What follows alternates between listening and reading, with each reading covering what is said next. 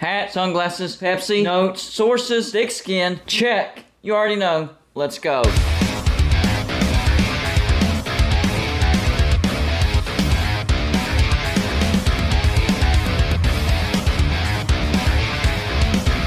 Golden Blued is a college football YouTube channel for entertainment. So make sure to hit that like and subscribe button, and let's get into our next college football video. You know, we've all heard the term, the grass is always greener on the other side. And as a West Virginia fan right now, that rings very, very true. Just how bad is it at West Virginia? And could it be worse? That's the biggest question I want to ask in this video.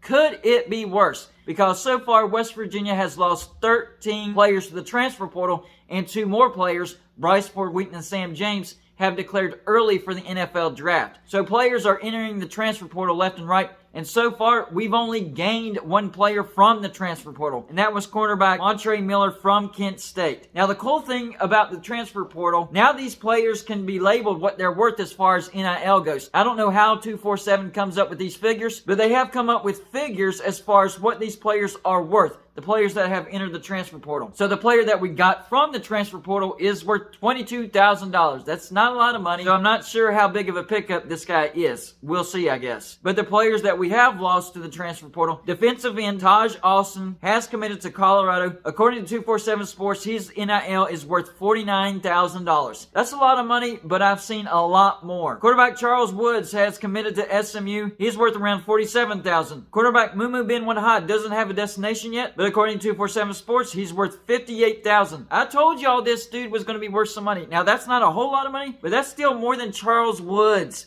Doesn't surprise me. Quarterback Will Crowder entered the transfer portal.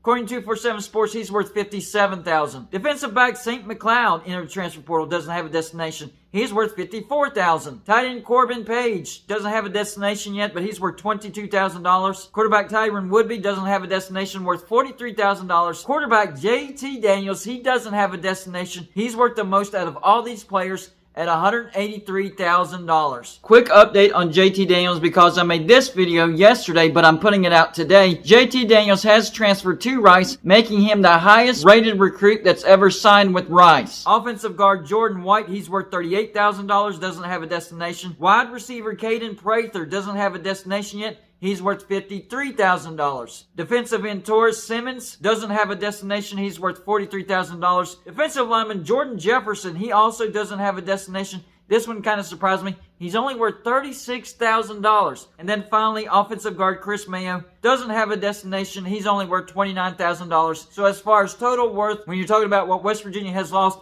a total of $734,000. That is a lot of money, but trust me, some teams have it worse than West Virginia. And I found 2 teams specifically that have it especially worse than West Virginia. The first team is Oregon. They have a total of 17 players that have entered the transfer portal so far. Here's what their worth is. $34,000. $404,000 for 1 player, $99,000, $42,000, $59,000, $36,000, $45,000, $85,000, $42,000, $43,000, $57,000, $29,000, $29,000, $49,000, $59,000, $44,000, and $42,000. For a total of $1,198,000 NIL worth as far as what Oregon is losing. That's about $500,000 more than West Virginia. So yeah, Oregon is definitely getting hit much harder than West Virginia.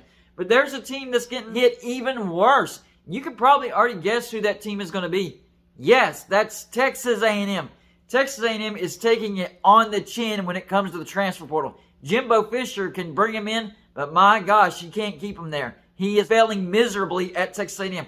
I don't know how the guy still has a job. I know, tremendous buyout, but Texas A&M, they are absolutely loaded with money. Maybe they're taking their time and making sure that they get the right coach to replace Jimbo Fisher before they actually fire him. And by retaining Jimbo Fisher, while you figure out exactly who you want, that's going to save you a lot of money. So I'm okay with that. But check out this list. This is staggering, people. So the NIL worth that Texas A&M is losing. $33,000, $319,000 for 1 player.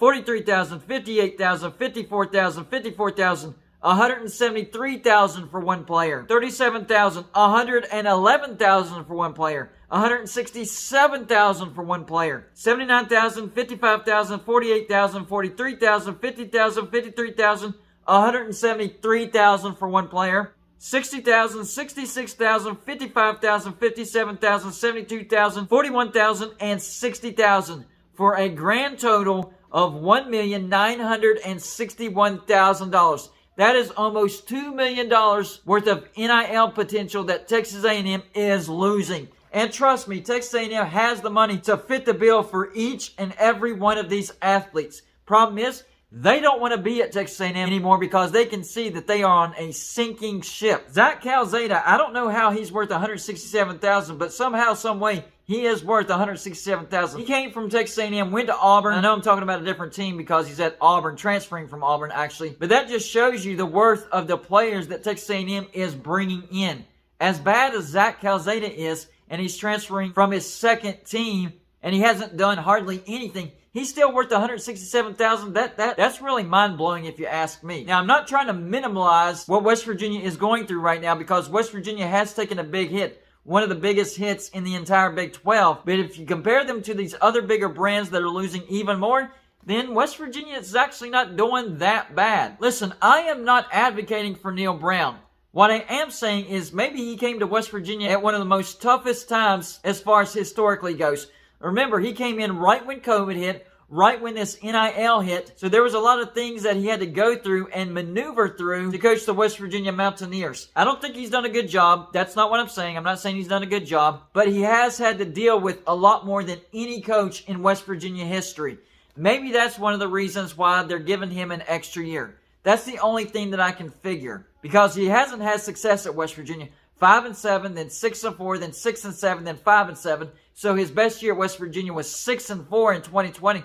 And West Virginia hasn't been ranked one single time, one single week, either in the AP, the coaches, or the playoff poll in his 4 years at West Virginia. There is a big problem in Morgantown, but we're giving him one more year because he has had to deal with a lot. Shane Lyons is gone. Shane Lyons was not helping at all. Shane Lyons is not very good at bringing in money for the football program. So I'm pretty excited about the Ren Baker hire because from his track record, this dude can really bring in the money for the football program. So we'll see what Neal Brown can do with a competent athletic director. I'm not sold on Neal Brown just yet, but he's going to have everything he needs this year to succeed. If he doesn't do it this year and West Virginia doesn't fire Neal Brown, I don't know what else to say. I've made about every excuse you can think of for Neal Brown. And after this year, if he doesn't have success, I'll be out of excuses. I jumped off the Neal Brown bandwagon in the Texas game. We got down 28-7. It looked like he was starting to meddle in the offense again during that Texas game. Because remember, the first 4 games, West Virginia was a top 25 offense. All of a sudden, you started to see a different offense and the numbers started to plummet. He has got to keep his fingers out of the offense. I don't know who West Virginia goes out and gets to replace as offensive coordinator because Graham Harrell is gone. He's headed to Purdue. But whoever it is, Neal Brown needs to keep his fingers out of the offense. It never turns out good. So y'all let me know in the comments section, if you're a West Virginia fan watching this video, do you feel a little bit better knowing that there's other teams that are getting hit much, much worse than West Virginia in the transfer portal? And now are you okay with giving Neal Brown an extra year knowing that he's had to deal with more than any other West Virginia head coach in West Virginia football history? Like I said, I'm not making excuses for him. I'm going to let you make that decision. That's all I got for this show. Like and subscribe if you haven't already, and I'll see you on my next show.